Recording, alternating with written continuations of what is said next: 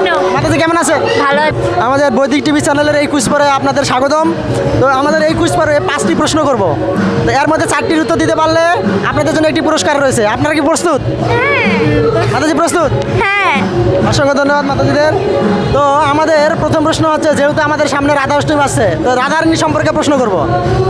প্রথম প্রশ্ন হচ্ছে যে রাধারানী সত্য যুগে কে ছিলেন, ত্রেতা যুগে কে ছিলেন, দ্বাপর যুগে এবং কলি যুগে কে ছিলেন, এটা বলতে হবে। সত্য যুগে কে? প্রথমে সত্য যুগ। সত্য যুগে কে? সত্যযুগে সীতা। সত্য যুগে? সীতা। সত্য যুগে কে? অষ্টসখী। সত্য যুগে? জানি। সত্য যুগে জানা নেই? তো এই যে মন্দিরে দাঁড়িয়ে আছেন, এটা কোন মন্দির? রাধা কৃষ্ণ। আমি বলি এটা লক্ষ্মীনারায়ণ মন্দির। লক্ষ্মীনারায়ণ মন্দির। তো লক্ষ্মীনারায়ণ কোন যুগের অবতার? লক্ষ্মীনারায়ণ সত্যযুগের। কোন যুগের? সত্যযুগের। সত্য যুগের। তো সত্য যুগে ভগবান লক্ষ্মীনারায়ণ আসেন, তাই তো? তো এই রাধারানী সত্য যুগে কে ছিলেন, এবার বলতে পারবেন? এই রাধারানী সত্যযুগ। রাধারানী কে ছিলেন?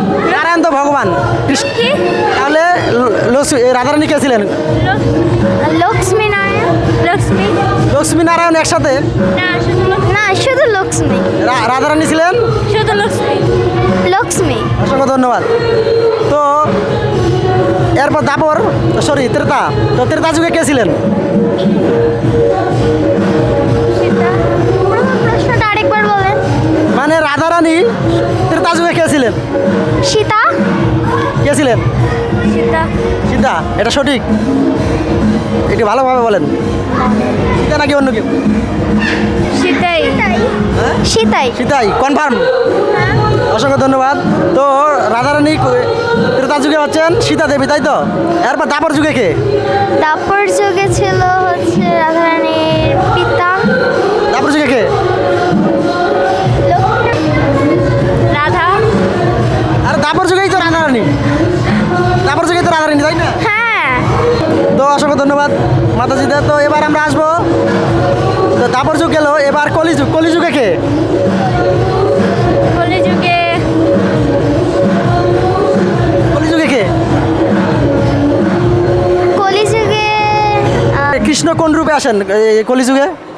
গৌরাঙ্গ মহাপ্রভু। গৌরাঙ্গ মহাপ্রভু রূপে, সঠিক বলছে এটা? জি। তো গৌরাঙ্গ মহাপ্রভুর স্ত্রীর নাম কি? গৌরাঙ্গ মহাপ্রভুর স্ত্রীর নাম বিষ্ণুপ্রিয়া। কি? বিষ্ণুপ্রিয়া। সঠিক, বিষ্ণুপ্রিয়া। সঠিক। কনফার্ম। তো অসংখ্য ধন্যবাদ। তো এই যে গৌরাঙ্গ মহাপ্রভুর স্ত্রী হচ্ছে বিষ্ণুপ্রিয়া, অর্থাৎ আর গৌরাঙ্গ মহাপ্রভু হচ্ছেন কৃষ্ণ। কলিযুগে কৃষ্ণ, সরি দাপর যুগে কৃষ্ণ এবং কলিযুগে গৌরাঙ্গ মহাপ্রভু। তো রাধারানী তাহলে কে হলো এখানে? রাধারানী তাহলে কে? কলিযুগে রাধারানী তাহলে কে? কলিযুগের রাধারানী তাহলে বিষ্ণুপ্রিয়া। বিষ্ণুপ্রিয়া। এটা সঠিক? হ্যাঁ, সঠিক। তাহলে কলিযুগে রাধারানী হচ্ছে কে? বিষ্ণুপ্রিয়া। বিষ্ণুপ্রিয়া। বিষ্ণুপ্রিয়া। বিষ্ণুপ্রিয়া। অসংখ্য ধন্যবাদ। তো অনেক কষ্ট করে কিন্তু উত্তরগুলো দিয়েছে, মনে হয় ভালোভাবে জানা নেই। তো এবার আমরা যাব দ্বিতীয় প্রশ্নে। তো দ্বিতীয় প্রশ্ন আছে, রাধারানীর পিতামাতা কে? পিতামাতার নাম কি? পিতার নাম। পিতার নাম তুমি? পিতার নাম। পিতামাতার নাম? পিতামাতার নাম। মাতার নাম হচ্ছে কীর্তিতা সুন্দরী। মাতার নাম? কীর্তিতা সুন্দরী। মাতা, এটা কি সঠিক? হ্যাঁ, সঠিক। আর পিতার নাম? পিতার নাম পিতার নাম? বিশ্ববানু রাজা। তুমি বলো। বিশ্ববানু রাজা। এটা কি সঠিক হ্যাঁ। নাকি ভুল হয়েছে? না, সঠিক। সঠিক। মাতার নাম? মাতার নাম মাতাজি মাতার নাম? কীর্তিতা সুন্দরী। বলছে কীর্তিদা সুন্দরী, এটা কি সঠিক? হ্যাঁ, সঠিক। ভালো করে খেয়াল করে বলো। হ্যাঁ, এটা সঠিক। সঠিক, কীর্তিদা সুন্দরী। তো অসংখ্য ধন্যবাদ, মাতাজিরা 2টা প্রশ্নের উত্তর দিয়ে দিয়েছেন। তো পিতার নাম হচ্ছে বিশ্ববানু রাজা এবং মাতার নাম হচ্ছে কীর্তিদা সুন্দরী, রাধারানীর। তো অসংখ্য ধন্যবাদ। তো এই রাধারানী, এবার বলবো রাধারানীর পিতা বিশ্ববানু রাজা এই কলিযুগে কোন রূপে আসেন? কলিযুগে গৌরাঙ্গ মহাপ্রভুর লীলায় তিনি অংশগ্রহণ করেছেন। তো তার নাম কি? বিশ্ববানুর রাজা কে এই কলিযুগে? কলিযুগে বিশ্ববানুর রাজা, ওকে জিজ্ঞেস করেন।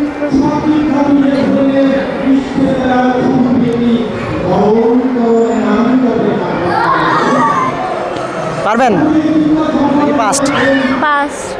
পারবা নাকি এটা বাদ? পাস। তো কটা প্রশ্ন হয়েছে? 3টা। তো শুধু বক্তার জন্য আপনারা যদি জেনে থাকেন অবশ্যই আমাদের কমেন্টে জানাবেন, এবং যদি নাও জানেন সেটাও বলবেন, আমরা আপনাদের জানিয়ে দেব। তো বিশ্ববানুর রাজা এই প্রশ্নটাও তো হলো না। তো প্রশ্ন কয়টা হয়েছে? 3টির মধ্যে 2টির উত্তর দিতে পারছেন, তাই তো? হ্যাঁ। তো এবার আর আছে 2টা প্রশ্ন, 2টার মধ্যে 2টার উত্তর দিতে হবে, তাহলে আপনারা পুরস্কার পাবেন, আর নয়তো না। তো এবার শেষ প্রশ্ন, সরি চতুর্থ প্রশ্ন। চতুর্থ প্রশ্ন আমরা একটা সহজ প্রশ্ন দেবো, সেটা হচ্ছে রাধারানীর প্রণাম মন্ত্র। রাধারানীর প্রণাম মন্ত্র বলেন। রাধারানীর প্রণাম মন্ত্র, চতুর্থ প্রশ্ন। তপ্ত কাঞ্চন গৌরাঙ্গে রাধে বিদ্যমানেশ্বরী বিশ্বদানে সেতু দেবী প্রণমানি হরিপ্রিয়ে। মাতাজি আপনি বলেন। জানা নেই? তো দুঃখিত, একজন উত্তর দিতে পারছে, একজন পারে নেই। তো এটা কি নিব না নিব না? নিব না, একজন পারলেই হবে। আচ্ছা ঠিক আছে, আচ্ছা ঠিক আছে। এবারে আমরা আসবো শেষ প্রশ্ন, পঞ্চম প্রশ্ন। তো পঞ্চম প্রশ্ন হচ্ছে, একটি রাধা অষ্টমী ব্রত করলে কতটি একাদশীর ফল পাওয়া যায়? একটি রাধাষ্টমী করলে 100। রাধা অষ্টমী ব্রত করবেন, তো কতটি ফল পাওয়া যাবে একাদশীর? একটু বলে। 100। এটা জানা নেই?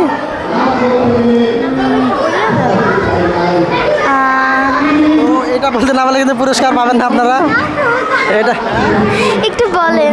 বলে দিলে তো হয়ে গেল। না না, একটু বলেন। তো এটা জানা নেই যে একটি রাধা অষ্টমীর সমান কতটি একাদশীর ফল। তো শুধু ভক্ত সচেতন আপনারা যদি জেনে থাকেন অবশ্যই জানাবেন। হরে কৃষ্ণ, অসংখ্য ধন্যবাদ আপনাদের সঙ্গে, মাতাজিদের অসংখ্য ধন্যবাদ আমাদের সঙ্গে এই কুইজ পর্বে অংশগ্রহণ করার জন্য। তো আপনাদের পুরস্কারটা নেওয়া হলো না আর, কেননা আপনারা 2টির উত্তর দিতে পারেননি প্রশ্নের। তো শুধু ভক্ত সজ্জন, তো যদি আমাদের এই ভিডিওগুলি ভালো লাগে অবশ্যই আপনারা কমেন্টে জানাবেন, এবং চ্যানেলটি অবশ্যই সাবস্ক্রাইব করে রাখবেন।